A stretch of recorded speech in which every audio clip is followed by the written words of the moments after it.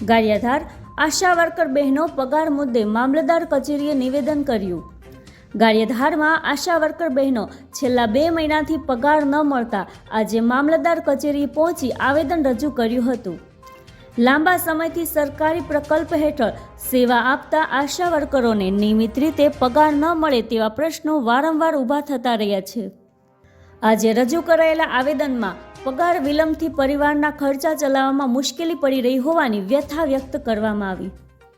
આશા worker બહેનોના પ્રતિનિધિઓએ તાકીદ બાકી ચૂકવણી કરવાની માંગ સાથે યોગ્ય કાર્યવાહી કરવામાં આવે તેવી વિનંતી કરી।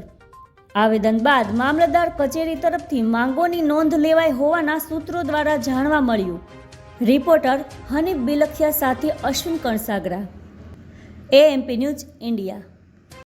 છે મારું ગામ સાતપડા છે, પીએસસી માનગઢ છે। અમારે ઇન્ટેશિયા વિશે અમને વારંવાર ધોડાવે છે। 3 મહિનાથી પગાર નથી થયો।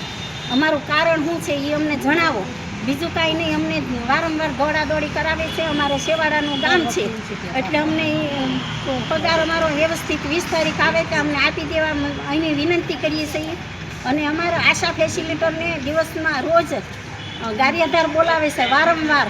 કેટલીક વખત અમારા આશા ફેસિલિટર થાકી ગયા છે। અમને એમ કહે છે કે હવે તમે કાંઈક કરો, એ કે આ કાગળ લાવો તે કાગળ લાવો। અમારે કાગળ કેટલાક જોડવા, કાગળ લેવલને અમારે પગાર નથી જોતો। અમારે પીએસસીમાં બરોબર છે, એ અમારી નમ્ર વિનંતી છે।